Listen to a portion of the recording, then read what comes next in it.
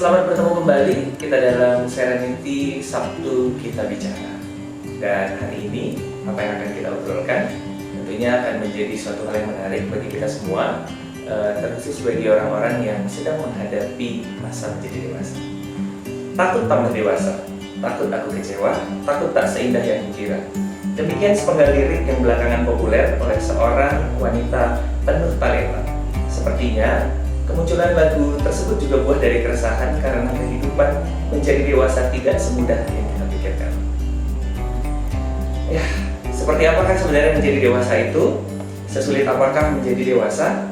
Kali ini bersama psikolog kita Novita Burupurba dalam bahasan menjalani hidup di masa dewasa dengan pertanyaan pilihan atau paksa. Mari kita sama-sama berbincang. Halo Kak, apa kabar? Baik, Bertemu kembali ya. Terakhir juga kita ngebahas banyak nih. Kalau ngobrolin sama psikolog ini memang ngobrolin tentang hidup gak ada habisnya ya.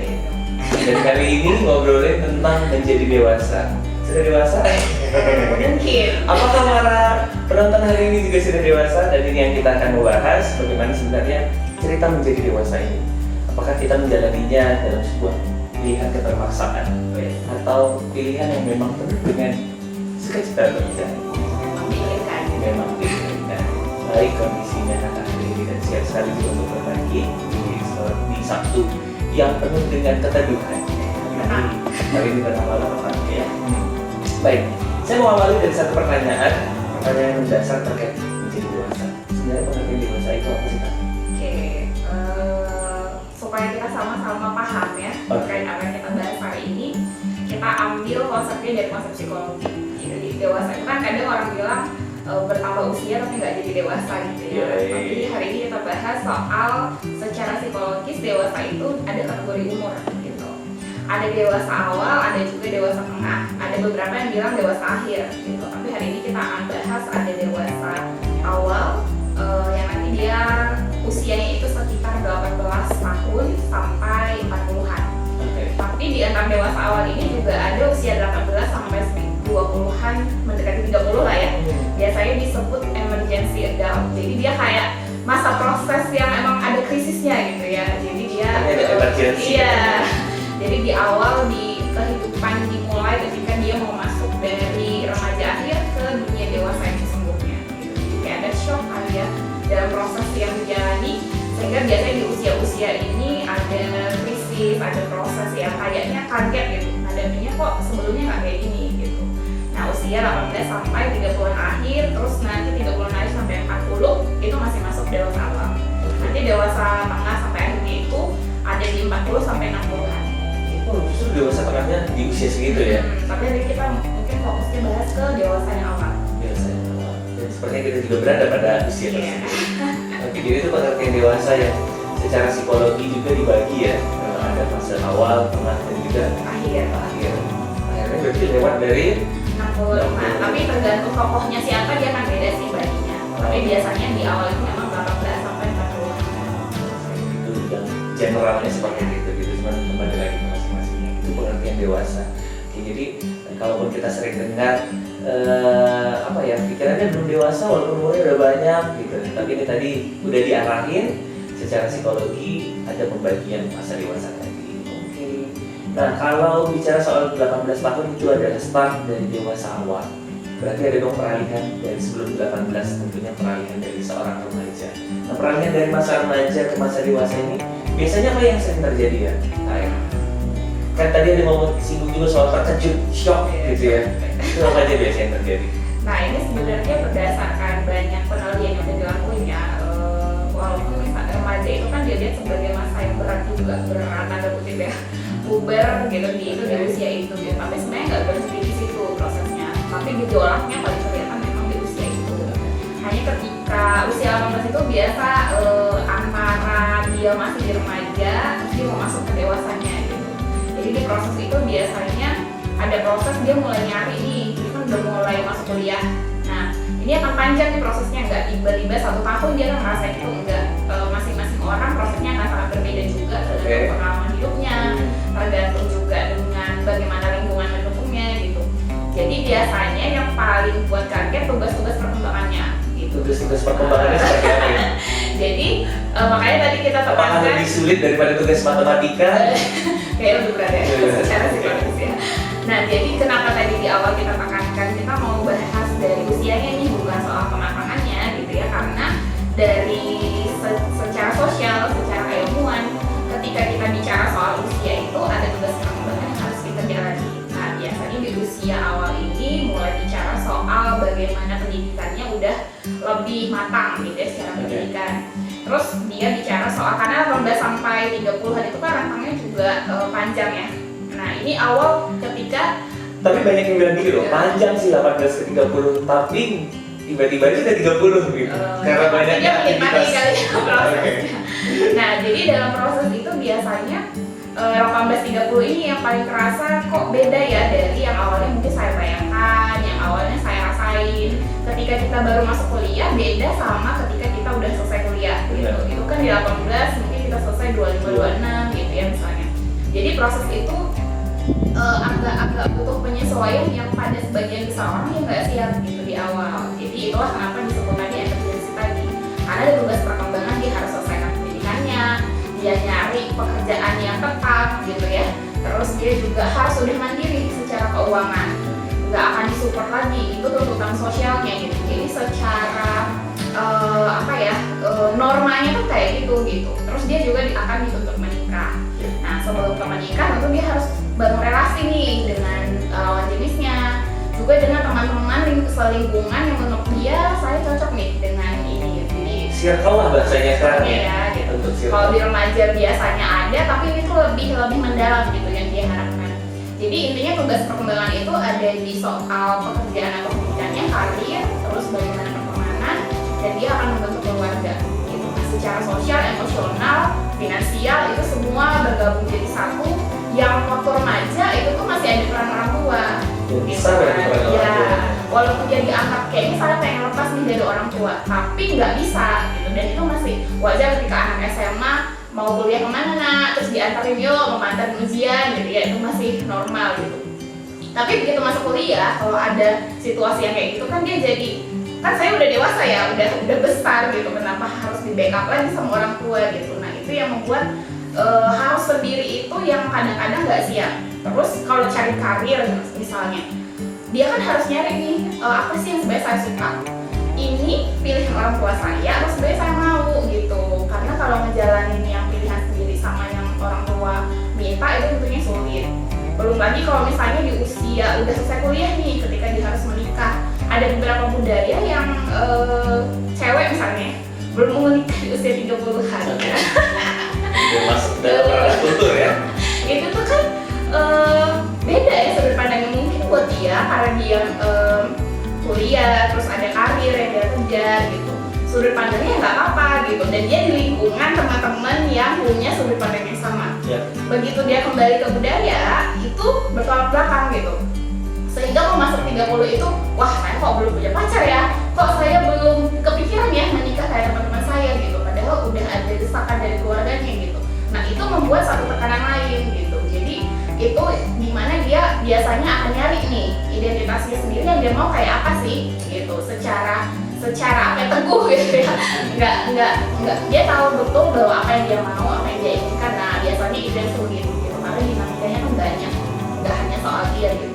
Ini juga udah termasuk tantangan-tantangannya ya, bahwa lingkungan kerja mungkin berbeda dengan lingkungan rumah, berbeda lagi dengan lingkungan keluarga yang lebih besar lagi, dan itu juga jadi tantangan. Tapi kalau melihatnya memang kan Kak, ini di 18-30 tuh sebanyak itu yang dikatakan tugas tadi, tugas perkembangan menjadi dewasa. Dari fase pada saat menjadi remaja yang peran orang tua cukup besar, ini krusial banget gak sih sebenarnya fase ini gitu? Se-emergency apa sebenarnya fase ini, sehingga fase ini perlu juga mendapat perhatian. Intinya ketahanan diri sebagai orang yang menghadapinya ini seperti apa Tante? Kalau selama ini mungkin kita fokus remaja itu sangat penting gitu ya. Tapi sebenarnya dalam setiap periode, mungkin di beberapa sesi sebelumnya kita udah pernah bahas juga gitu, bahwa setiap sesi kehidupan itu ada masa-masa pentingnya yang sebenarnya nggak bisa kita lewatkan gitu. Jadi semua usia itu penting. Nah kalau kita bicara soal dewasa hari ini, emergency adult ini dia sebenarnya kenapa misalnya ya orang putus Tasya bunuh diri gitu Seperti kan misalnya. Terus atau misalnya dia nggak punya finansial yang cukup, akhirnya depresi gitu, mencoba untuk menyakiti diri misalnya. Nah itu yang kita lihat itu sebenarnya nggak terbentuk di dewasanya ini aja sebenarnya, tapi tantangannya itu mulai terasa sangat berat di dewasa ini gitu. Karena tuntutan tadi kan harusnya di usia 30 kamu udah begini dong gitu, harusnya di usia 25 kamu udah begini gitu. Tapi dia sendiri nggak siap, lingkungannya nggak mendukung misalnya, itu jadi kondisi sendiri yang membuat dia akhirnya nggak bisa ngadepin gitu. Sehingga semuanya itu berawal dari masa lalu juga sebenarnya nggak bisa lepas, karena kan bagaimana kehidupan kita ibaratnya itu kayak tangga gitu. Ketika kita kecil masuk ke usia SD, masuk ke remaja, dewasa gitu ya, dewasa awal nanti masuk ke dewasa tengah, masuk ke dewasa tua, itu semua nggak bisa lepas gitu, kayak sebuah tangga yang dimana kita berproses. Kalau ada yang perlu diperbaiki kita perbaiki, tapi kalau itu udah terbentuk susah ngubahnya kan gitu kan. Jadi makanya kenapa ketika seseorang di usia dewasa awal terus dia bingung dengan apa pilihannya, terus dia merasa ini bebannya berat sekali gitu ya, itu perlu kita cek sebenarnya ke usia sebelumnya gimana sih prosesnya gitu. Jangan-jangan memang dia tipe yang biasa di backup gitu kan, biasa di apa yang dia butuhkan ada gitu. Terus dia di lingkungan yang nyaman gitu. Jadi begitu masuk tantangan yang baru, ini apa gitu. Apalagi kalau support itu hilang gitu di usia itu. Gitu. Berarti memang kan bentukan akhirnya di usia 18 sampai 30 itu bicara soal kemandirian sudah sangat biasa ya, bahkan sudah dituntut. Ya. Dan itu memang sangat mempengaruhi bagaimana dia melewati masa remaja dan tantangan-tantangannya, seperti apa dia dilibatkan dulu untuk mungkin punya tanggung jawab Iya. gitu ya. Nah, sehingga masuk ke fase 18-30 itu nggak shock amat lah gitu ya, harusnya seperti Udah ada proses belajar. sudah memang belajar dalam kondisi untuk bertanggung jawab atas apa yang dia ambil. Tantangan-tantangan yang menjalani tugas ini, nah itu kalau di dewasa awal tadi kakak juga udah mention soal ada orang yang mencoba menyakiti diri sendiri oleh satu hal yang ya ekspektasinya dari sini ternyata tidak sampai di situ, akhirnya melukai diri atau mencoba untuk melakukan tindakan-tindakan dalam tanda kutip konyol, padahal mereka sebenarnya orang yang sangat perlu bantuan untuk ditolong. Dan melihat tantangan-tantangan ini kan dan kondisi sekarang, sebenarnya pada fase apa yang perlu dipersiapkan seseorang ketika dia harus masuk ke dalam fase dewasa awal? Intinya peran orang tua tadi dan juga peran dirinya itu di usia berapa kita sebenarnya sudah cocok bilangkan anaknya nih, iyalah belajar bertanggung jawab gitu. Start. Oke, dari kecil. Dari kecil ya? Ya. Sebelumnya kan kita pernah bahas ya, lupa sama Depa atau bukan ya? Sama sih kayaknya. Sama ya kayaknya. Psikologi anak tentang keluarga. Iya. Jadi pembahasannya itu kan kalau anak kecil dikasih tanggung jawab misalnya, kan kita nggak suruh masak kayak ya 6 tahun, tapi kita minta beresin mainannya gitu misalnya. Jadi dia belajar nggak bergantung. Kalau ada tanggung jawab yang memang harus dia selesaikan versi usia dia. Jadi kita juga harus lihat nih proses kita ngasih instruksinya nggak terlalu berat, nggak terlalu mudah gitu. Nah nanti kalau dia beranjak misalnya SD, dia udah punya tanggung jawab lebih besar gitu. SMP beda lagi gitu, tapi tetap ya ada komunikasi. Waktu itu kita bahas soal iklim yang hangat gitu di keluarga. Itu kan diskusi tanggung jawab apa sih yang mau kita kasih ke anak gitu, proses apa yang dia butuhkan gitu. Kenapa? Karena ketika kita beri tanggung jawab, anak itu merasa penting gitu perannya. Ya. Nah kalau di dewasa kan, di tantangan dewasa sekarang itu juga ngerasa, misalnya nih dia udah masuk usia 18-30 ini, dia mulai bandingin saya dengan orang lain gimana ya, teman-teman saya kok udah punya anak, kayak saya belum gitu. Kok Nia kerjanya bisa ya sesukses itu dengan dari tampilan IG-nya misalnya ya, mobilnya punya, rumahnya punya gitu misalnya, tapi kok saya gini-gini aja gitu. Nah itu kan proses dimana dia bisa nggak sih dia menghargai dirinya dengan apa yang dia punya sekarang gitu. Nggak harus membandingin dia dengan orang lain yang mungkin latar belakang keluarganya beda, proses dia menjalani hidupnya juga beda gitu. Dimana dia bisa menerima kondisi itu dia sejak kecil gitu, diajarin bersyukur misalnya dengan apa yang dia punya, diajarin menghargai yang dia miliki, kalaupun orang lain punya lebih dia mencukupkan diri dengan apa yang dia miliki gitu. Nah itu semuanya dibentuk dari awal gitu, nggak tiba-tiba seorang dewasa bisa merubah pikirannya. Tapi apakah orang dewasa yang dari kecil itu nggak diajarkan, tapi dia bisa terbentuk jadi orang dewasa yang mandiri, bisa. Tapi prosesnya kalau kita udah terbentuk dari awal lebih smooth gitu ya. Kalau kita baru dibentuk di dewasa, usaha kita harus lebih keras. Sama kayak kita biasa bangun jam 7, tiba-tiba kita terima kerja, terus kita harus bangun jam 5. Itu kan susah ya. Pokoknya jauh gitu ya. Gitu. Jadi itu proses yang sebenarnya dimulai dari kecil. Tapi kalau akhirnya ada yang hilang, nah disadarinya sekarang, kesadaran itu kan satu titik kita dimana tahu nih apa yang salah, terus kita mau berubah kayak apa gitu. Nah itu usahanya harus lebih besar gitu. Ya, yang biasanya terpengaruh besar juga itu di remaja tadi, karena remaja itu kan masa pencarian identitas diri.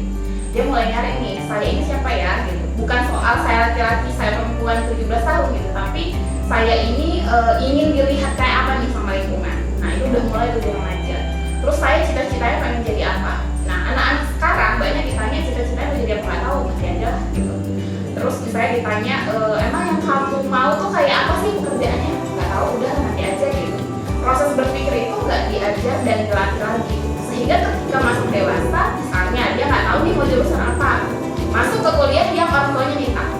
Nah terus udah dijalanin, ternyata dia nggak suka, tapi karena anak yang patuh dan taat dijalanin ya. Nggak sampai di situ aja, dia ngerasa ketika masuk dunia kerja ini bukan dia banget gitu.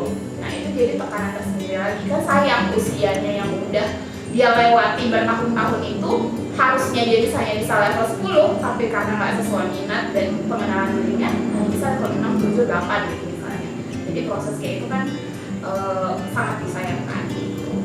Jadi kan pendengar atau ya penikmat podcast kita hari ini kan bukan cuma orang yang berusia dewasa gitu. Jadi dan orang yang berusia dewasa ini juga suatu waktu nanti dia juga punya tanggung jawab terhadap anak, sehingga harus tahu juga kan gitu. Di fase-fase yang sebelum menjadi dewasa awal tadi adalah fase-fase penting juga untuk membentuk karakter seorang dewasa ini tadi. Nah, tapi menarik begini loh, ada satu kondisi di mana dan sepertinya itu hampir dialami semua orang yang dewasa awal. Sampai dengan SMA, tadi usia 18 gitu. Kita kan ikut banget aturan orang tua, dari sekolah juga ketat, jam persekolahan itu benar-benar diatur dari jam 7.30 sampai jam sekian atau jam berapa gitu ya. Tiba-tiba masuk ke dalam fase menjadi mahasiswa di 18 tadi. Jam kuliah juga penuh ketidakteraturan gitu ya. Bisa buat kita sangat tertantang juga untuk apa ya, itu pilihanmu lah mau ikut kelas atau tidak, sampai akhirnya terbuai sih sebenarnya. Nah di fase yang seperti ini gitu, perubahan yang sangat signifikan ini dari yang sangat teratur ke tidak teratur ini, itu bagaimana kakak melihatnya sekarang? Apakah banyak orang di titik ini gagal mengendalikan dirinya atau teguh pada disiplin yang sudah ada pada dirinya? Itu gimana kakak? Mungkin kita nggak hanya lihat anak-anak sekarang, tapi mungkin dulu waktu kita kuliah, udah ketahuan nih kita usia berapa. Waktu kita kuliah ada teman-teman kita yang kita secara akademis kalau ngomong tuh oke gitu ya, tapi kenapa skripsinya nggak bisa beres?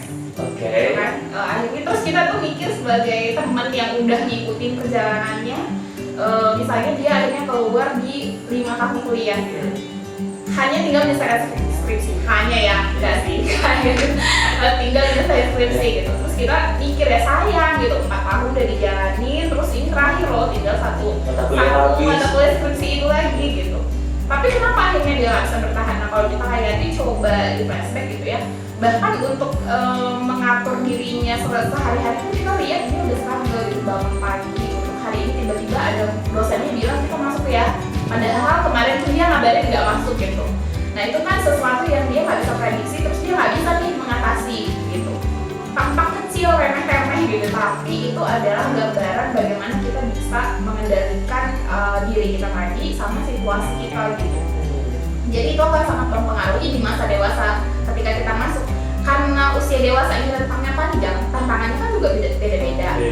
Di usia dewasa ini juga ada loh yang udah menikah dan punya anak gitu ya.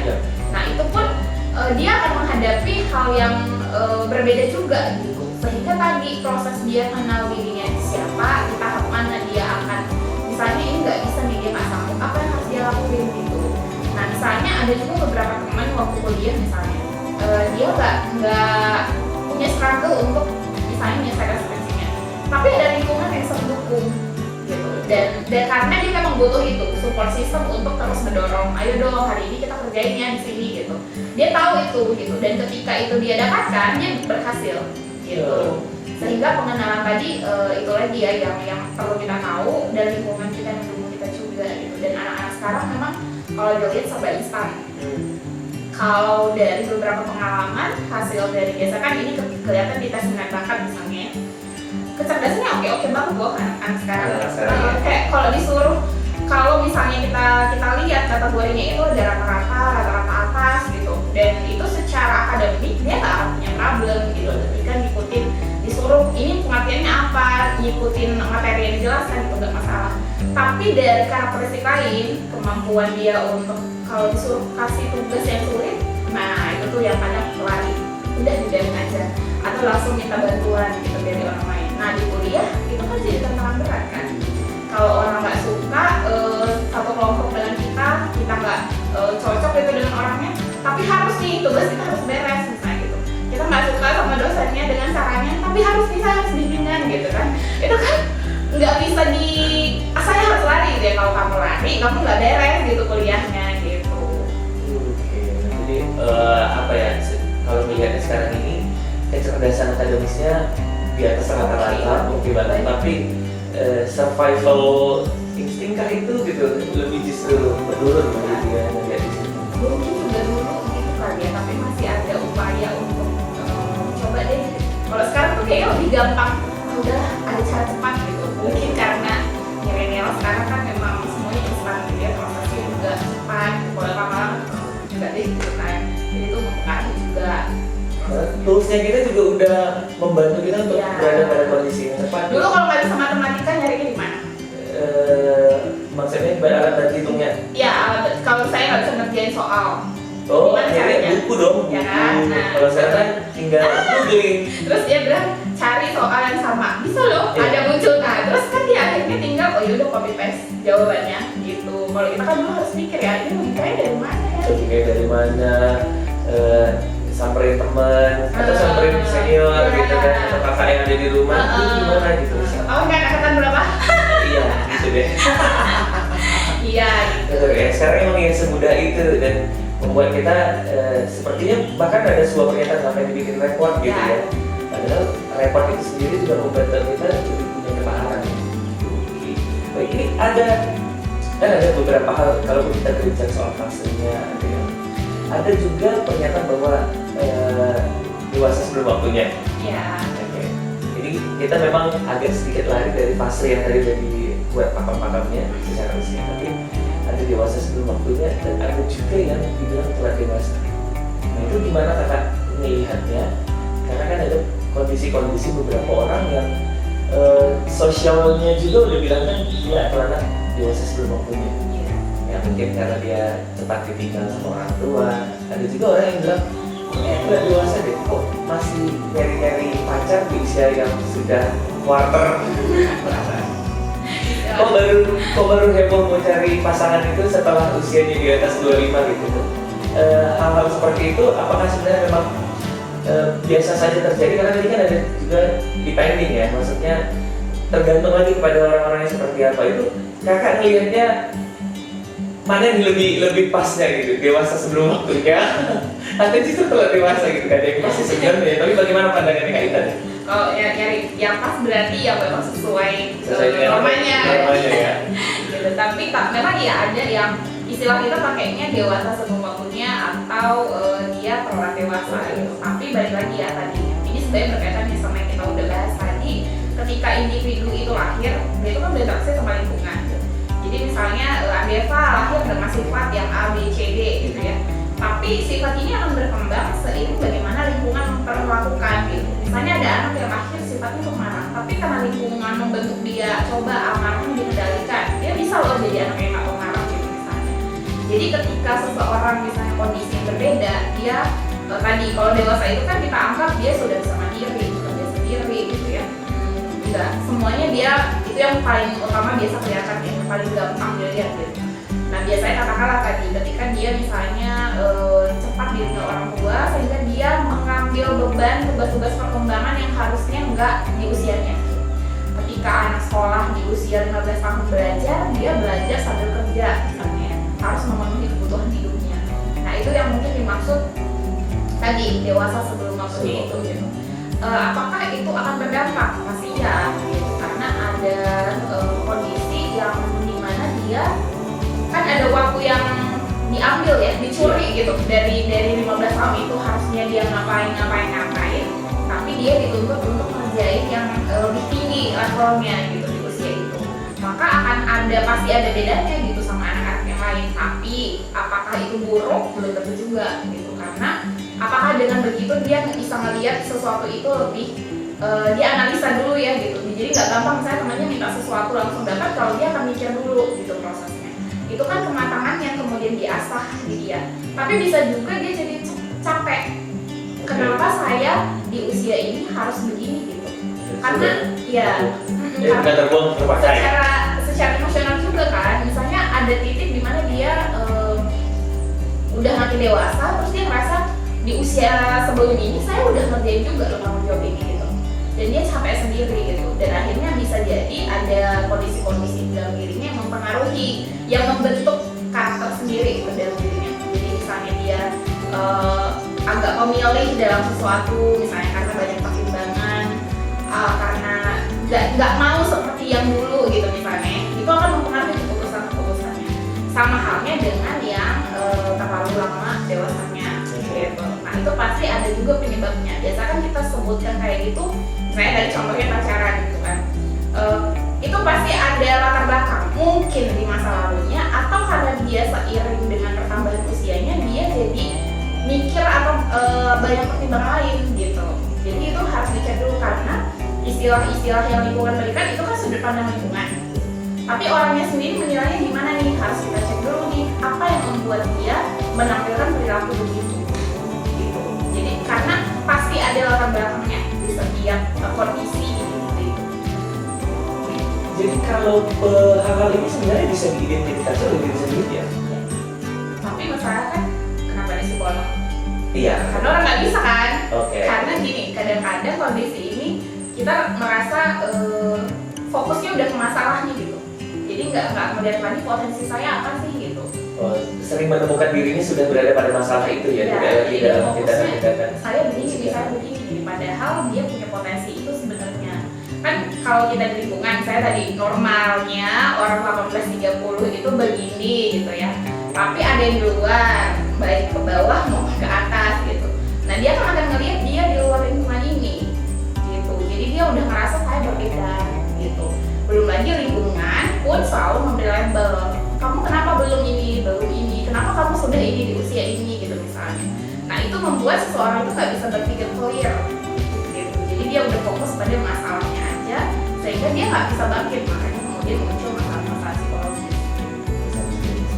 Dan kalau dia sadar bahwa dia sedang dalam masalah dan kemudian pun mencari dalam tanda kutip pertolongan gitu ya, itu kan sebenarnya ada apa ya, ada keinginan untuk menjadi lebih baik. Tapi kalau seandainya tidak muncul itu loh Pak, gimana? Dia nggak sadar bahwa dia ternyata dalam masalah fase kehidupan ini gitu ya. Itu apa yang bisa membantu dia kira-kira? Biasanya orang terdekat sih. Kondisi itu kadang-kadang gini, kalau kita di dunia dewasa itu kita kan langsung mikir. Jadi itu kadang kita merasa bahwa ya memang beginilah saya ditakdirkan gitu. Jadi kayak seolah-olah nggak ada solusi lain kan. Sehingga yang paling bisa membantu awal itu adalah orang terdekat. Nah masalahnya di masa dewasa ini kadang-kadang pertemanan itu bukan kayak remaja, udah pilih-pilih gitu. Kayaknya nggak klik lah dengan yang ini gitu. Dan itu bukan lebih karena kalau remaja kan dia memang pengen diakui di lingkungannya gitu. Kalau orang dewasa ini lebih, saya nyambung nggak kalau sharing dengan orang ini gitu. Saya nyaman nggak kalau misalnya cerita dengan orang ini. Lebih kesana, jadi kualitasnya gitu. Sehingga kadang-kadang kalau dia nggak merasa menemukan, dia kan jadi sendiri. Nah di remaja, di dewasa ini biasanya ada tugas perkembangan juga yang disebut sebagai proses dia mandiri tadi, tapi juga bisa ngerasa lonely. Gitu. Jadi dia tahap dimana dia mandirinya itu secara intimasi juga, dia punya kedekatan gitu dengan orang lain, Tapi dia bisa jadi kalau dia nggak beres dengan tugas perkembangannya dia merasa sepian. Nah makanya kenapa orang-orang di usia-usia yang tuntutan perkembangannya biasanya udah punya pacar terus tiba-tiba dia merasa hidup saya kenapa begini gitu misalnya ya. Karena itu, tapi ada orang kenapa santai aja nggak punya pacar gitu karena dia merasa bukan itu gitu, karena dia tahu apa yang dia sudah bisa beresin dengan dirinya, dengan tuntutan lingkungannya gitu kan, dan itu bukan satu-satunya, jadi kan sudut pandangannya beda. Pada orang-orang yang biasanya jadinya katakanlah dia jadi nggak bisa ngapa-ngapain lagi karena kondisinya, karena dia udah nggak melihat dari sudut pandang lain tadi gitu. Fokusnya pada masalahnya aja gitu, jadi kan itu bahaya. Dan dukungan orang terdekat sih biasanya. Dukungan orang terdekat. Karena memang kan sekarang ini gini juga kan, dibilang orang terdekat, tapi banyak juga klaim diri bahwa aku tuh orangnya introvert loh. Jadi sehingga merasa bahwa aku nggak punya teman ngobrol gitu. Kayaknya aku bisa selesaikan semuanya deh gitu, secara mandiri gitu. Kadang-kadang kan pernyataan-pernyataan yang ngasal ya kita bilang gitu ya, menjauhkan kita dari penyelesaian masalah gitu. Jadi itu juga yang jadi tantangan bagi orang terdekat. Banyak sekarang orang yang ngaku, aku juga pernah berbagi sih sebenarnya sama teman-teman sama adik-adik, karena kan generasi sekarang banyak mengaku introvertnya. Terus hati-hati dalam membuat pernyataan. Tetap kita sebagai makhluk sosial itu akan perlu nggak usah, walaupun semuanya otomatis, tapi tetap ada peran manusia yang dibutuhkan. Nah, itu dia. Ini ada pertanyaan Kak, ada pertanyaan dari Angel, ini agak panjang. Kak, selama saya kuliah, saya sempat mengambil cuti perkuliahan selama 1 semester. Tetapi di saat saya melihat kawan sambut saya sudah mulai menyiapkan skripsi, masuk di masalahnya, dan mau menjalani sidang terakhir, saya merasa saya telah gagal dalam menjalankan perkuliahan saya. Dan yang ingin saya tanyakan saat ini, saya ini sering mengalami mood booster. Mood boosternya siapa? Oke. Yang terkadang malas dan terkadang iri dengan yang lain. Apa yang harus saya lakukan untuk mengambil langkah yang baik untuk kedepannya?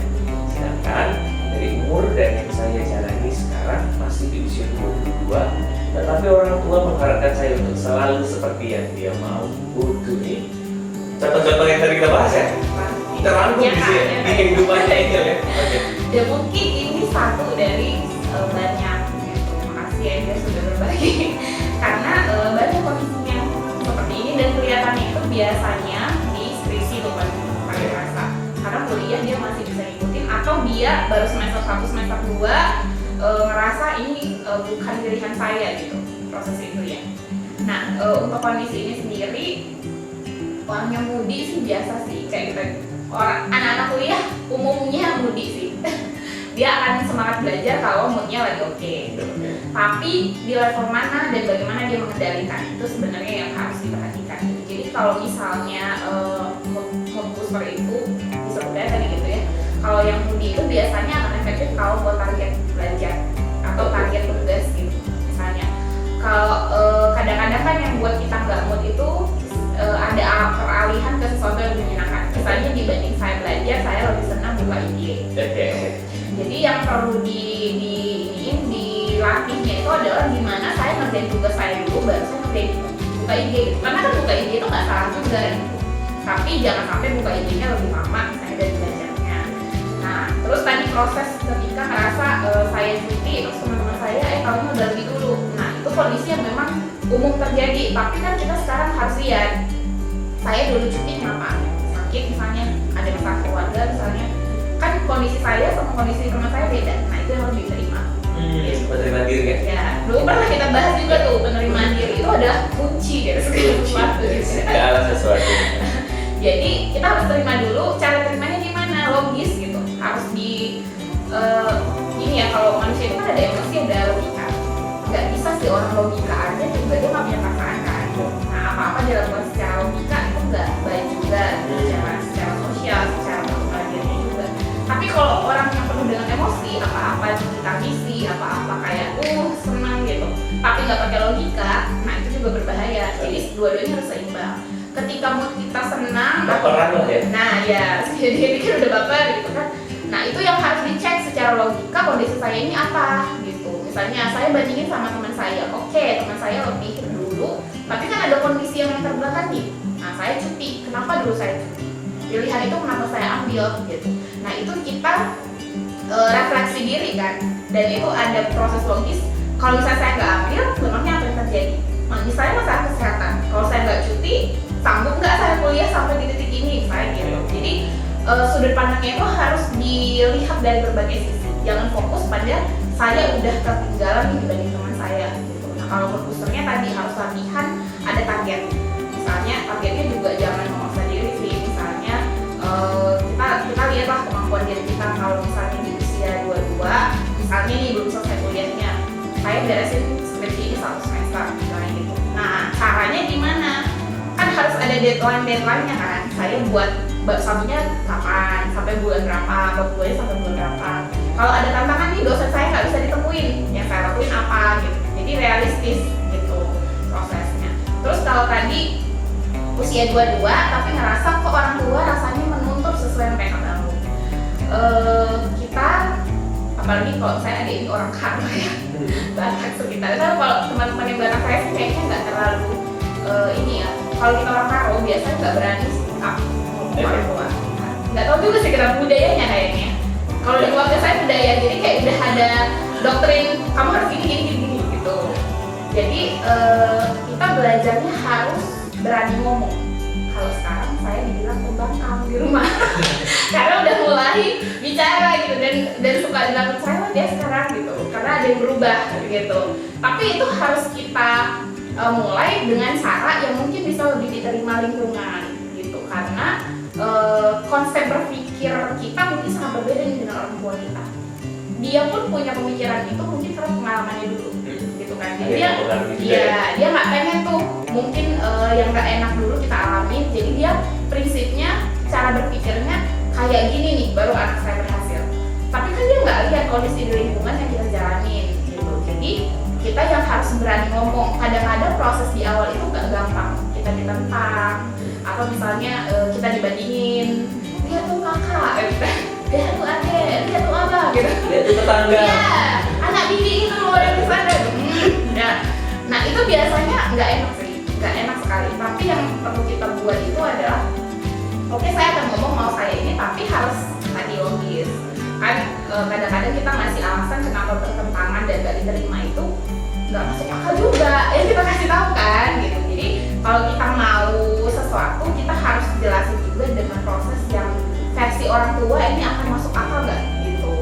Jadi harus nyari juga. Jadi harus mikir lagi kan. Jadi nggak instan juga gitu.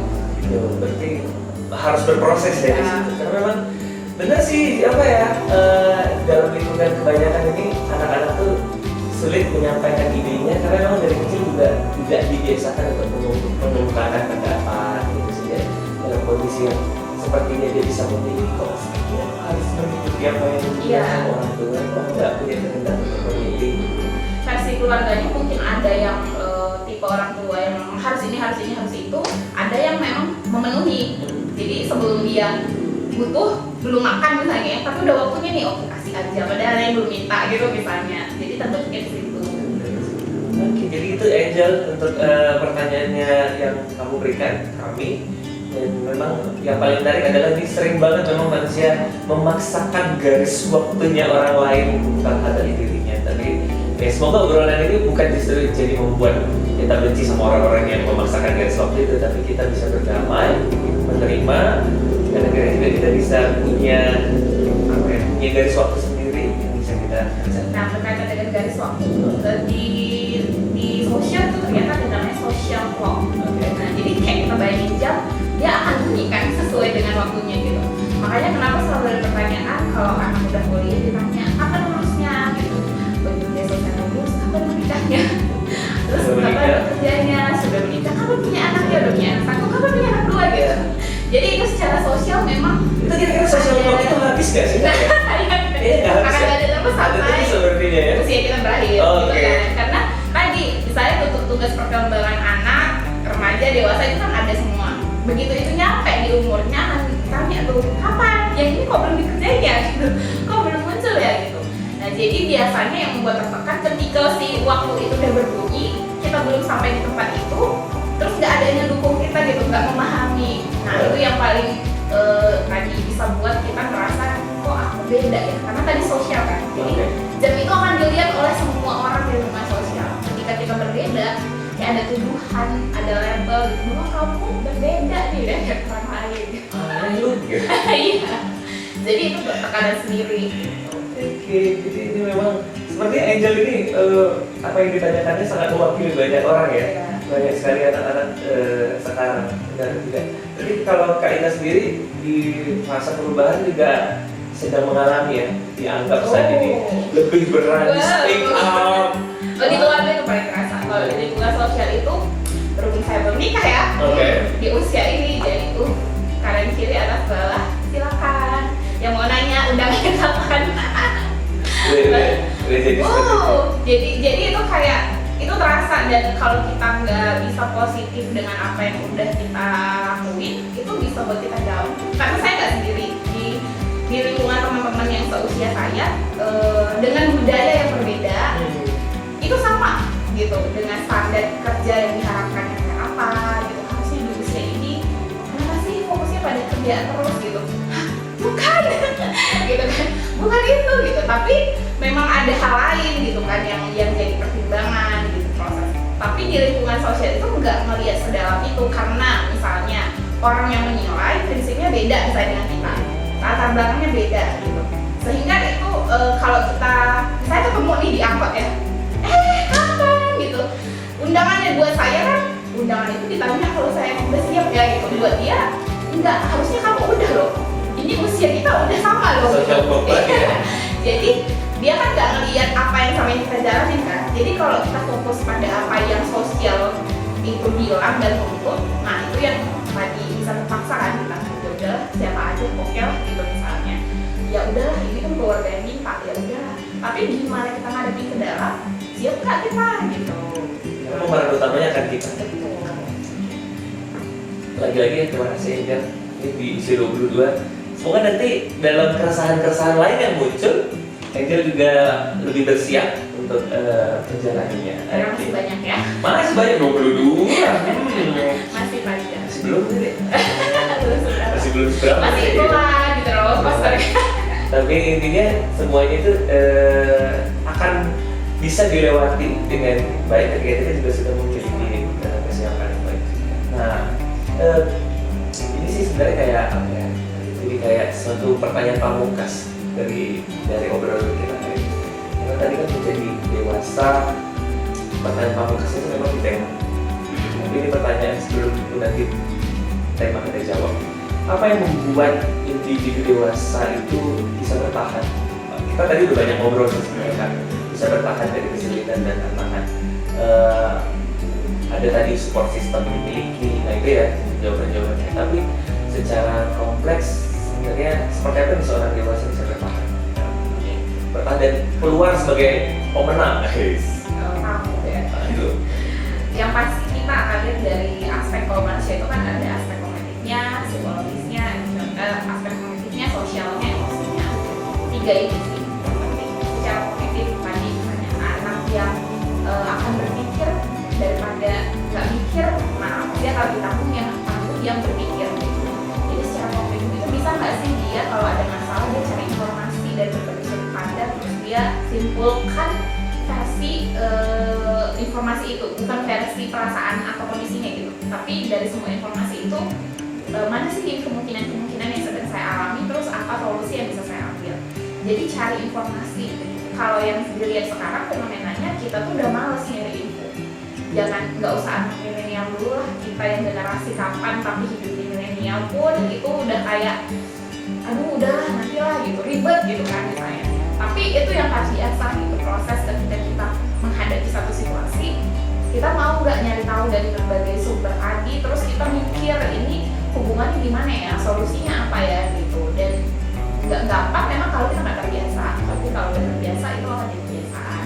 Itu dari kognitif. Jadi ada ide-ide yang kreatif gitu, kita nggak harus mengakhiri hidup, nggak harus nyakitin diri gitu kan, nggak harus nyalahin kondisi gitu, tapi kita bangkitnya tuh ngambil solusi. Apa sih yang langkah awal yang paling nggak saya bisa lakuin untuk mengatasi. Yang kedua itu adalah terkait emosinya. Tadi misalnya kalau kita moody, gimana kita mengelola emosi itu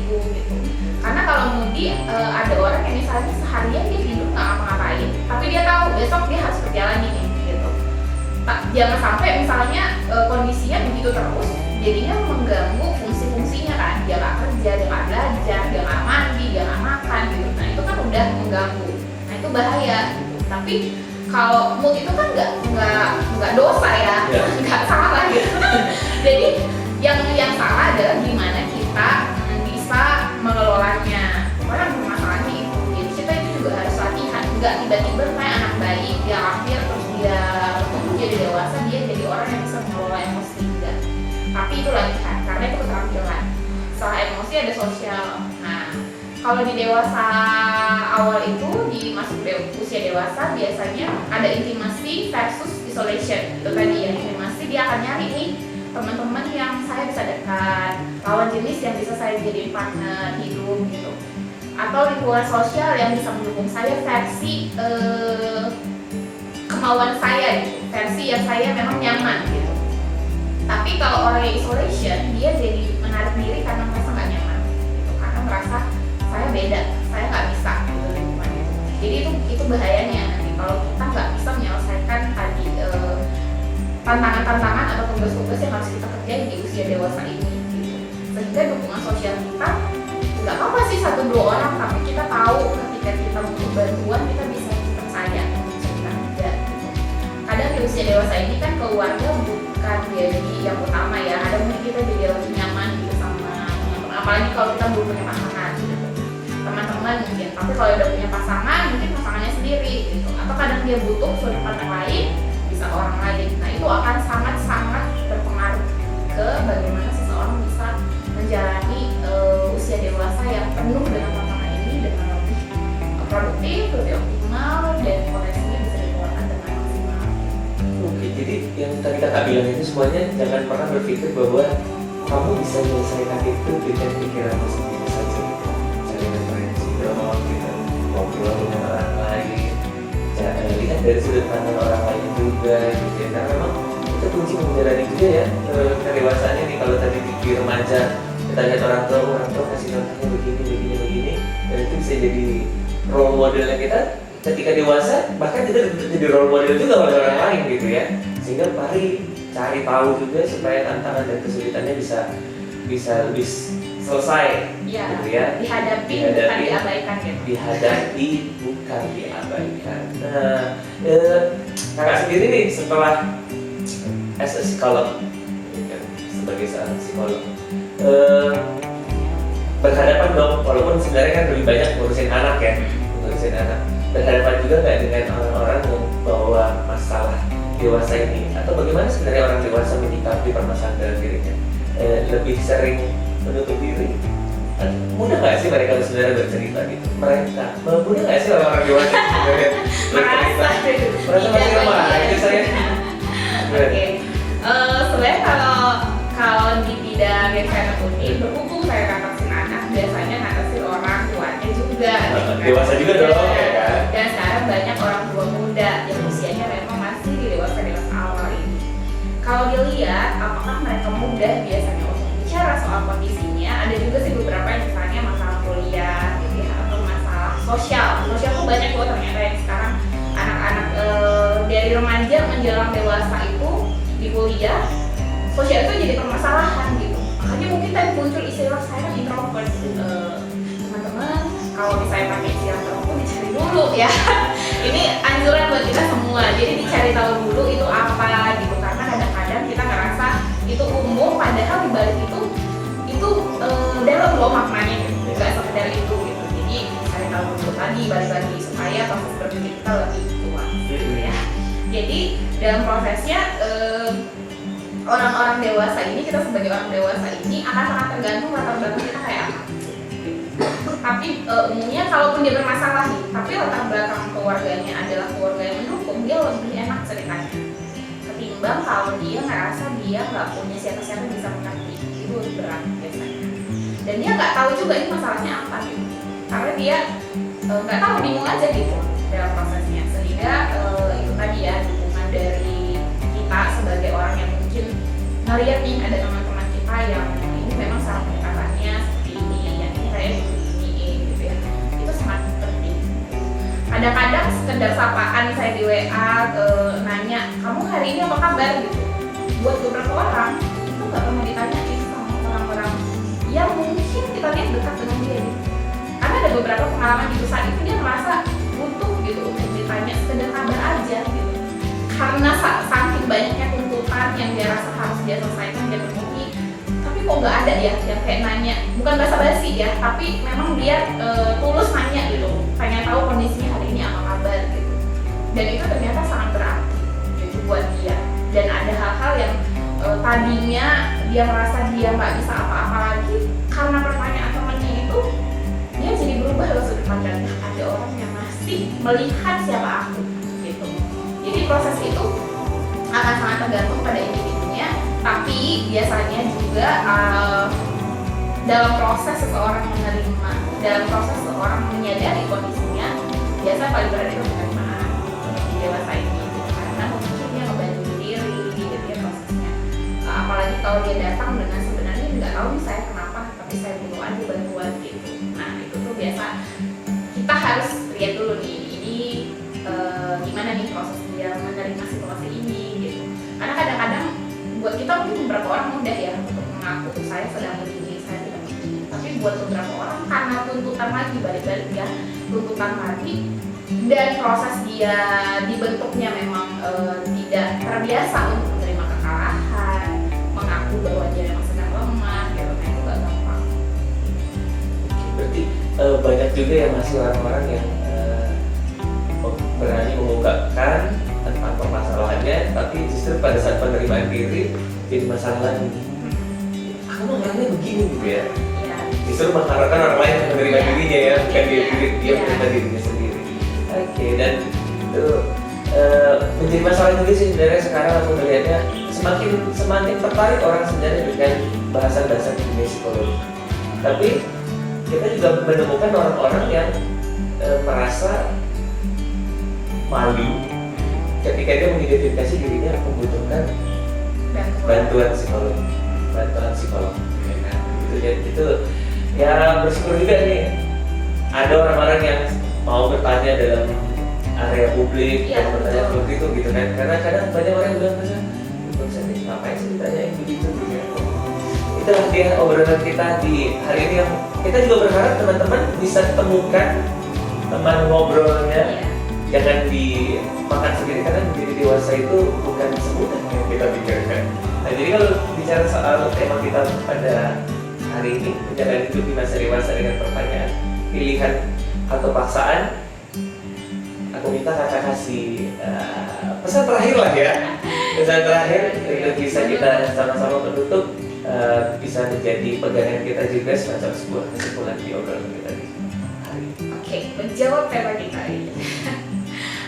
Harusnya sih, nggak harusnya sebaiknya ya anaknya jadi pilihan, bukan masalah. Karena tadi ya proses ketika itu pilihan pun itu udah banyak tantangannya gitu. Di sosial tadi ya, sosial clock-nya itu jalan terus tiba di apa aja dia bunyi ting-tong gitu. Kapan gitu kan. Jadi proses itu kalau kita kenal betul diri kita tahu siapa diri kita, terus sebenarnya kita pengen apa. Nah yang pasti itu dimulai sejak sebelum kita masa dewasa, tapi kalau baru sadarnya sekarang nggak apa-apa gitu ya. Yang penting kita sadar dulu kita maunya apa. Kalau udah tahu maunya apa, kita cari caranya gimana tuh untuk bisa menentukan atau mencapai apa yang kita mau gitu. Nah lingkungan itu mungkin nggak selalu mendukung, tapi pasti ada cara gitu, sehingga tadi logika sama perasaannya harus seimbang gitu ya, supaya kita kalau ada yang menentang misalnya, kita tetap tahu kenapa kita ditentang, apa yang harus saya sampaikan, terutama untuk orang-orang terdekat yang mungkin kadang-kadang nggak sejalan dengan kita. Karena tadi tuntutan di usia dewasa ini kadang-kadang memang di budaya, di sosial nggak mau tahu kamu apapun kondisinya, kalau si jam sosialnya itu udah berdekat, kamu harus ikut gitu. Nah itu balik lagi tuh ke kitanya sebenarnya. Jadi proses kita mengenal diri, bagaimana kita punya support system, bagaimana kita melatih keterampilan-keterampilan yang kita punya juga di dalam diri kita, supaya kita makin kenal diri dan kita bisa mengatasi tantangan tadi. Karena dalam menghadapi krisis-krisis di usia dewasa ini biasanya yang pertama kadang-kadang kita ngerasa terjebak gitu. Kenapa ya aku di usia ini dituntut begini gitu. Sementara sebelumnya aku nggak merasa tuh ada tuntutan yang sebesar ini, ekspektasiku tuh nggak segininya gitu ya.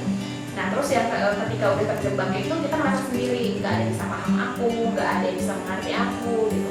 Aku selalu dibandingin, kok kayaknya apa-apa yang aku kerjain itu nggak bermanfaat gitu bagi orang lain, bahkan buat keluargaku sendiri gitu. Nah ketika udah lalui itu jangan stop di situ, itu wajar, biasa normal ketika kita masuk lingkungan baru, terus kita kaget, kita ngerasa terjebak, terus merasa nggak bisa dipahami. Tapi langkah berikutnya yang harus kita ambil adalah kita evaluasi. Dalam kondisi ini apa sih sebenarnya yang dibutuhkan dariku, apa sih yang aku butuhkan. Kalau dari tahap evaluasi kita tahu kita kembangkan diri gitu. Jadi dewasa itu bukan berarti kita stop belajar. Justru kalau kita nggak bisa, kita tahu kita stuck di situ, kita nggak bisa diterima di situasi tertentu, kita kembangkan apa yang bisa versi kita gitu. Bukan berarti kita menutup telinga dari apa kata lingkungan, itu justru baik jadi masukan, tapi kita tahu batasannya, nggak jadi ngerasa bahwa kita kayak dipaksakan. Waduh. Terima kasih Kak Ita untuk obrolan di saat ini. Karena bisa jadi nanti nontonnya orang malam-malam. Ya. Walaupun kita sendiri cahaya matahari masih ada, tapi bisa jadi nontonnya sebelum tidur dan sebagainya. Dan itu dia buat semua yang terhubung, buat semua yang saat ini juga sedang menonton atau nanti akan menonton. Kami ucapkan terima kasih buat kebersamaan kita, perkoneksinya kita.